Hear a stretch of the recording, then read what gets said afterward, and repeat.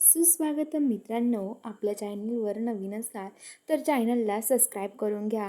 तर इकडे आता इंद्र राणीला म्हणत असतो, राणी अगं असं का वागते तू? तुला काही किंमत नाही का या सगळ्या गोष्टींची? का असं वागते तू, मला सांग बरं.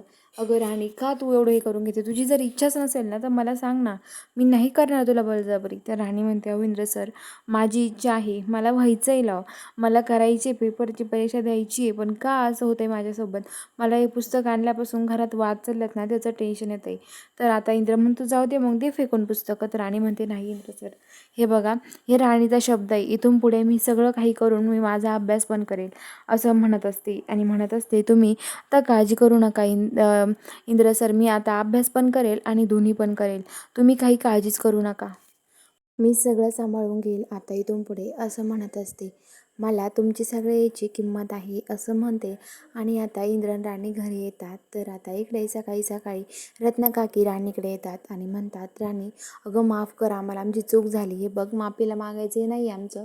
अगं पण काय करणार, विक्रांतवर आम्ही विश्वास ठेवला पण हे सगळं घडलं. पण आता आम्हाला सगळ्यांना आमची चुकीची शिक्षा भेटली पाहिजे.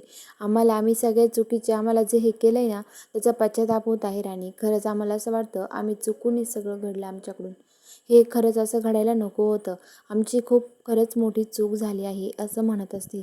आणि आता लगेच जी राणी ते आहेत, आता राणी म्हणते, अहो रत्नाकाकी असं का करताय तुम्ही, असं काही करू नका. राणी रत्नाकाकीचा हात धरतात आणि आता लगेच त्यांना म्हणतात की, अहो रत्नाकाकी तुम्ही कशाला हे करताय. ते म्हणतात, वाटलंच राणी तुझ्या पाया पडते. राणी म्हणते, अहो मला ते रत्नाकाकी पाया नका पडू माझ्या.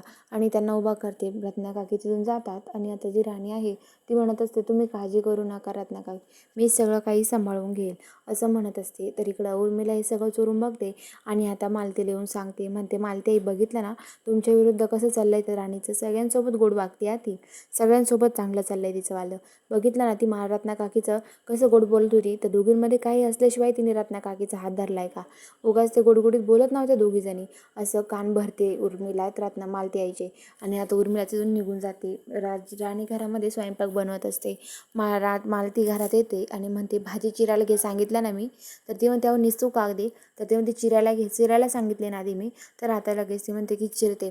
राणी चिरायला घेते, तेवढ्याजवळ मालती तिच्या जवळ येते आणि तिच्या बोटावरती चाकू धरते आणि ती चाकून तिचे बोटं कापायला लागते. तिच्या बोटांमधून रक्त येतं. तर ती म्हणते, आई मालती आई सोडा ना, हो माझे बोटं खूप दुखत आहेत, खूप रक्त येते, सोडा ना, असं काय करताय.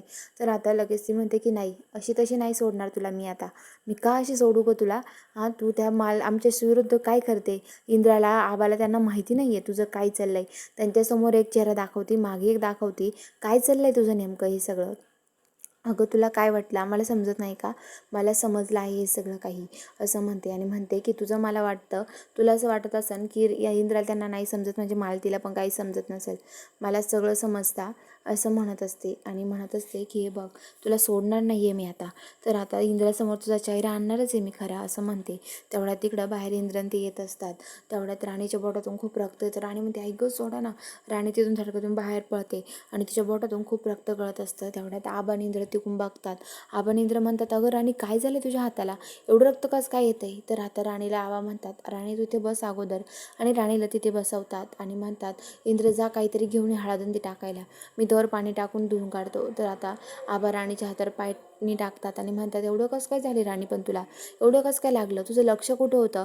इंद्र म्हणतो, अगं राणी लक्ष देऊन काम करायचं ना, किती लागले तुझ्या हाताला ते असं म्हणत असतो. चला बघूया आता पुढील भागात काय इंटरेस्टिंग ट्विस्ट असणारे बघायला चॅनलला सबस्क्राईब करा.